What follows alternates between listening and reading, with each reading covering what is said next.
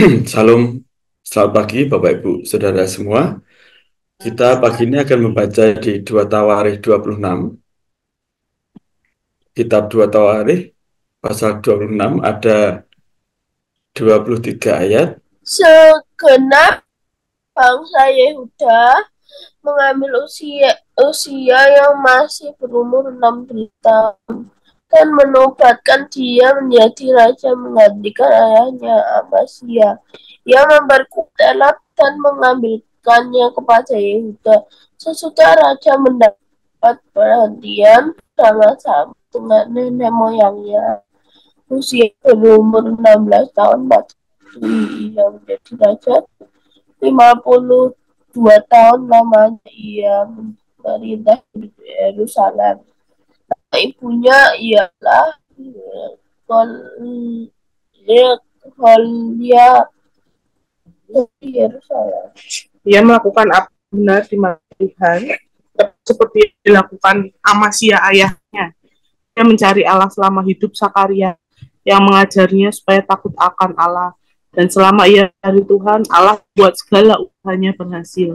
Maka majulah ia berperang melawan orang-orang Filistin dan membongkar tembok Gad, Asdod, lalu mendirikan kota-kota di sekitar Asdod dan di lain wilayah orang Filistin. Allah menolongnya terhadap orang Filistin dan terhadap orang Arab yang tinggal di Gur-Baal dan terhadap orang Meunim. Orang-orang Amon membayar upeti kepada Usia. Namanya termasyhur sampai ke Mesir karena kekuatannya yang besar. Usia mendirikan menara di Yerusalem di atas pintu gerbang sudut, di atas pintu gerbang lebak, dan di atas penjuru serta mengokohkannya.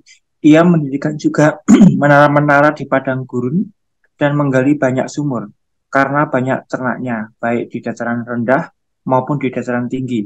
Juga ia mempunyai petani-petani dan penjaga-penjaga kebun anggur di gunung-gunung dan di tanah yang subur, karena ia suka pada pertanian. Selain itu, Usia mempunyai tentara yang sanggup berperang, yang maju berperang dalam laskar-laskar menurut jumlah anak buah yang dicatat oleh Panitera Yeiel dan penata usaha Maasea di bawah pimpinan Hananya, salah seorang panglima raja. Kepala-kepala puak pahlawan-pahlawan yang gagah perkasa itu seluruhnya berjumlah 2.600 orang. Di bawah pimpinan mereka terdapat satu bala tentara, terdiri dari 307.500 orang yang gagah perkasa dalam berperang, untuk membantu raja dalam menghadapi musuh. Usia memperlengkapi seluruh tentara itu dengan perisai, tombak, ketopong, baju sirah, usur, dan batu umban. Ia membuat juga di Yerusalem alat-alat perang ciptaan seorang ahli yang dapat menembakkan anak panah dan batu besar untuk ditempatkan di atas menara-menara dan penjuru-penjuru. Nama raja itu termasyhur sampai ke negeri-negeri yang jauh, karena ia ditolong dengan ajaib sehingga menjadi kuat. Setelah ia menjadi kuat, ia menjadi tinggi hati, sehingga ia melakukan hal yang merusak. Ia berubah setia kepada Tuhan Allahnya, dan memasuki bait Tuhan untuk membakar ukupan di atas mezbah pembakaran ukupan. Tetapi Imam Asyarya mengikuti dari belakang bersama-sama 80 imam Tuhan, orang-orang yang tegas. Mereka berdiri di depan Raja Usia dan berkata kepadanya, "Hai Usia, engkau tidak berhak membakar ukupan kepada Tuhan. Hanyalah imam-imam keturunan Harun yang telah dikuduskan, yang berhak membakar ukupan. Keluarlah dari tempat kudus ini, karena engkau telah berubah setia. Engkau tidak akan memperoleh kehormatan dari Tuhan Allah karena hal ini." Tetapi Usia dengan bokor ukupan di tangannya untuk dibakar menjadi marah. Sementara amarahnya meluap terhadap para imam. Timbullah penyakit kusta pada dahinya di hadapan para imam di rumah Tuhan dekat mezbah pembakaran ukupan. Imam kepala Azaria dan semua imam lainnya memandang kepadanya. Dan sesungguhnya ia sakit kusta pada dahinya. Cepat-cepat mereka mengusirnya dari sana, dan ia sendiri tergesa-gesa keluar, karena Tuhan telah melimpahkan tulah kepadanya. Raja Usia sakit kusta sampai kepada hari matinya. Dan sebagai orang yang sakit kusta, ia tinggal dalam sebuah rumah pengasingan karena ia dikucilkan dari rumah Tuhan. Dan Yotam anaknya mengepalai istana raja dan menjalankan pemerintahan atas rakyat negeri itu. Selebihnya dari riwayat Uzia, dari awal sampai akhir ditulis oleh Nabi Yesaya bin Amos. Kemudian Uzia mendapat perhentian bersama-sama dengan nenek moyangnya, dan ia dikuburkan di samping nenek moyangnya di ladang dan dekat pekuburan raja-raja, karena ia berpenyakit kusta, kata orang. Maka Yotam anaknya menjadi raja menggantikan dia. Ya, 2 Tawarikh 26 ini menceritakan pemerintahan Raja Uzia yang menggantikan ayahnya yaitu Amasya sebagai Raja Yehuda. Bapak Ibu Saudara, kita mendapatkan data awal Uzia sebagai Raja Yehuda di ayat 1 sampai 5, di mana dia dinobatkan menjadi raja pada usia yang pada umur yang sangat muda ya, yaitu 16 tahun. Dan kita mendapatkan juga data kerohanian dia di ayat 4 sampai 5 disebutkan di situ bahwa Uzia melakukan apa yang benar di mata Tuhan. Ya, kemudian di ayat 5 dia juga mencari Allah selama hidup Zakaria yang mengajarinya supaya takut akan Allah. Dan selama ia mencari Tuhan, kita membaca di situ di ayat 5 bahwa Allah membuat segala usahanya berhasil.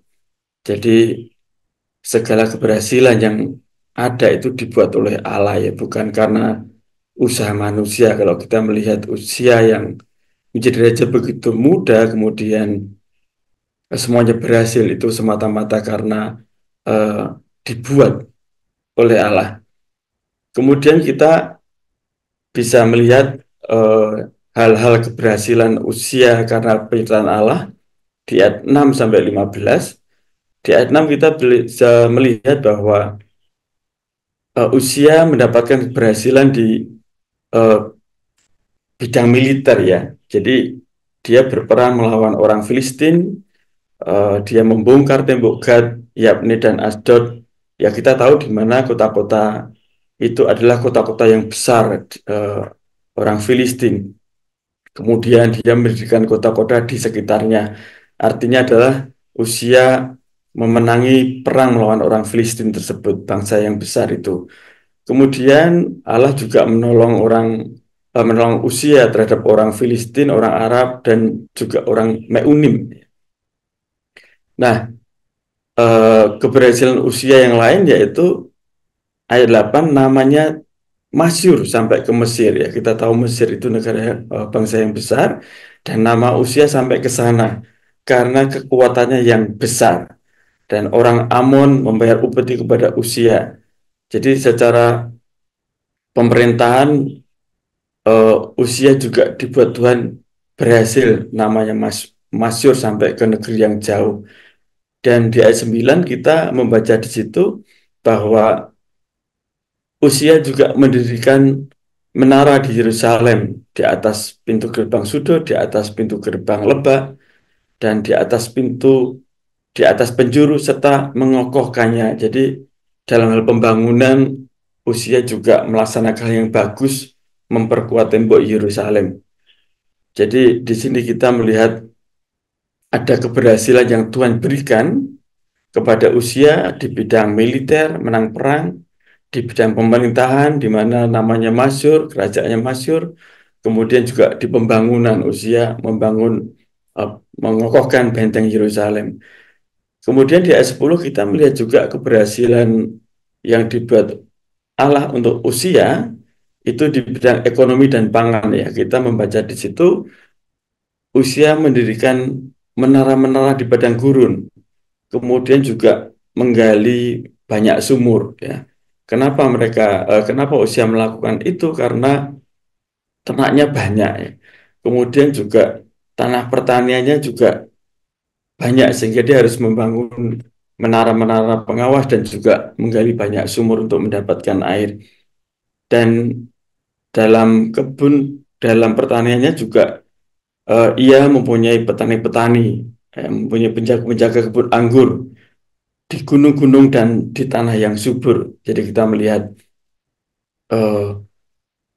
apa namanya untuk kebutuhan pangan di Yehuda pada usia ini, pada pemerintahan usia ini kayaknya dicukupi ya dari sisi pangan baik protein maupun nabati. Kemudian kita juga membaca keberhasilan lainnya yaitu di bidang pertahanan. Kalau kita baca di ayat 11 sampai 12, Usia mempunyai tentara yang berani mati gitu ya. Dia mempunyai tentara yang loyal di bawah komando salah seorang panglima raja yaitu Hananya, dan jumlahnya juga relatif besar. Kalau kita baca di ayat 13, di situ nampaknya juga Usia ini punya pasukan eh, di bawah dari pasukan yang besar itu, pasukan khusus yang mengawal raja begitu ya. Di ayat 13 dikatakan di bawah pimpinan mereka terdapat satu bala tentara. Jadi ini terdiri dari 307.500 orang yang gagah perkasa dalam berperang untuk membantu raja dalam menghadapi musuh. Jadi ada juga tentara khusus eh, yang bertugas membantu raja dalam berperang ya. Jadi keberhasilan di bidang pertahanan negara, Usia punya eh, tentara yang besar. Kemudian di ayat 14 kita melihat di situ semua tentara yang besar itu diperlengkapi dengan perlengkapan yang cukup, persenjataan yang lengkap, yaitu ada perisai, ada tombak, ada ketopong, ada baju sirah, busur, dan batu umban, lengkap sekali senjatanya. Dan kita juga melihat di ayat 15 bahwa di Yehuda itu memiliki pabrik ya, jadi eh, ia membuat juga di Yerusalem alat-alat perang, ciptaan seorang ahli. Artinya Usia memiliki pabrik senjata sendiri. Mereka tidak beli dari negara lain. Jadi untuk urusan logistik pertahanannya, Usia tidak tergantung dari bangsa lain. Eh, Usia mandiri, gitu ya, mandiri dalam hal persenjataan. Dan ia juga memiliki tenaga ahli sebagai desainer untuk membuat alat-alat perang mereka. Jadi begitu lengkap keberhasilan Yehuda di bawah Usia ini, dan disebutkan bahwa segala keberhasilan dan kekuatan Usia tersebut karena ditolong dengan ajaib, dan tentunya ini oleh Allah. Ya, tetapi sayangnya kita melihat kerohanian yang baik di dalam diri Usia yang disebutkan di ayat 4 dan 5 di atas kemudian berubah menjadi kesombongan. Kalau kita baca selanjutnya di ayat 16, di situ disebutkan bahwa setelah ia menjadi kuat, ia menjadi tinggi hati, sehingga ia melakukan hal yang merusak ya. Setelah Usia menjadi kuat, ada perubahan pada dirinya. Ia menjadi tinggi hati, ia tidak lagi taat dan tidak setia kepada Tuhan. Ia melakukan hal yang merusak, yaitu ia memasuki bait Tuhan untuk membakar ukupan di atas mezbah pembakaran, di mana hal ini hanya boleh dilakukan oleh para imam keturunan Harun yang sudah dikuduskan. Usia merendahkan kehormatan jabatan keimaman yang sudah ditetapkan Allah. Jadi dia merusak tatanan, dia merusak sesuatu yang baik. Dia melakukan itu karena dia tinggi hati. Di ayat 19 kita juga membaca bahwa ia marah saat para imam itu menegurnya. Ya, salah satu ciri orang yang sombong adalah dia tidak mau menerima teguran, dan ini terjadi pada diri Raja Usia. Karena perubahan sikap yang tidak setia tersebut, ya kita melihat akibatnya Raja Usia mendapatkan murka Tuhan ya. Kita membaca di ayat 19 bahwa Raja Usia terkena tulah sakit kusta di dahinya. Seketika setelah ia memarahi para imam saat para imam menegur dia. Kemudian di ayat 20 kita melihat bahwa pada akhirnya Raja Usia diusir oleh para imam dari bait Tuhan, dan sebagai penderita kusta, maka Raja Usia harus dikucilkan dan tinggal di rumah pengasingan sampai pada kematiannya. Ya, karena kesombongannya, maka Raja Usia tidak mendapatkan kehormatan baik di depan Allah maupun di depan manusia. Karena kesombongannya, Usia direndahkan oleh Tuhan dengan penyakit kusta, kemudian dikucilkan dari kehidupan masyarakat, tinggal di pengasingan. Bahkan saat mati pun, Raja Usia tidak mendapatkan kehormatan sebagaimana layaknya seorang raja. Karena dia dikubur bukan di pekuburan raja-raja, melainkan dikuburkan di ladang di dekat pekuburan raja-raja. Bapak Ibu, kita melihat di sini hal yang sama terjadi pada Usia seperti pada Amasya ayahnya, di mana ada perubahan sifat dari awalnya dia takut akan Tuhan, dia mencari Tuhan, tetapi karena keberhasilan yang sebetulnya dibuat oleh Tuhan, ia menjadi sombong ya. Ia menjadi sombong dan kemudian berubah sikapnya untuk tidak setia kepada Tuhan. Kalau di dua Raja-Raja 15 kita membaca kisah Usia juga, di situ disebutkan bahwa Raja Usia ini yang disebut Asaria di situ hidup benar di hadapan Tuhan, tetapi tidak dengan sepenuh hati, itu ya. Ya, kita melihat di sini orang yang yang mengikut Tuhan tidak dengan sepenuh hati, pada akhirnya akan jatuh juga.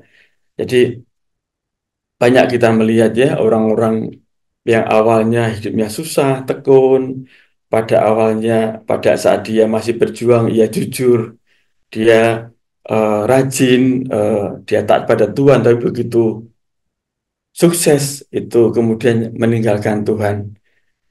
Nah, Bapak Ibu Saudara, apa amanat yang kita dapatkan dari 2 Tawarik 2:6 ini, yaitu Allah lah yang membuat segala sesuatu menjadi berhasil. Ya, keberhasilan bukan karena usaha manusia, bukan karena kekuatan manusia, tetapi semata-mata Allah lah yang membuat segala sesuatu bisa berhasil. Dan kita juga belajar bahwa Allah akan merendahkan orang yang sombong, orang yang tidak setia kepadanya, orang yang tidak taat kepadanya, tetapi Tuhan akan meninggikan orang yang setia kepadanya. Nah, kita bisa merenungkan dari bacaan kita ini untuk kita aplikasikan dalam kehidupan kita. Apakah saya dan saudara senantiasa mengakui bahwa Tuhan adalah sumber keberhasilan kita, bukan hanya satu waktu, bukan hanya suatu saat, tetapi selalu mengakui bahwa Tuhan adalah sumber keberhasilan kita.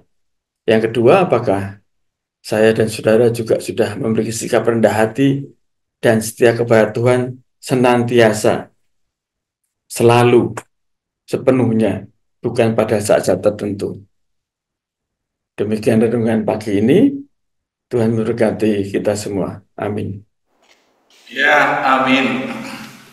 Dari setia menjadi sombong, dari sukses menjadi sakit, biarlah kita tetap terus berpegang pada kebenaran firman Tuhan. Yesus kau kebenaran. Kita akan nyanyikan lagu ini.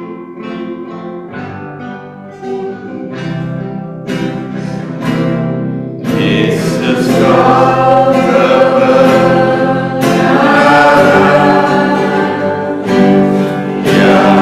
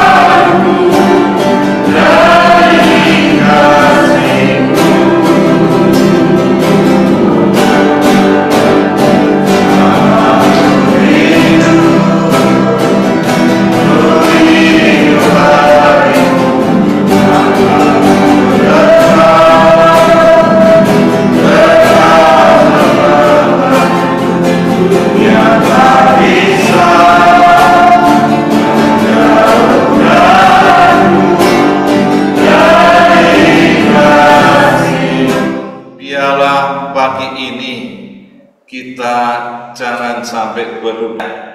Kita terus mensyukuri segala kebaikan Tuhan karena kita memiliki kebenaran firman Tuhan. Ada orang-orang yang menolak dan menentang kebenaran.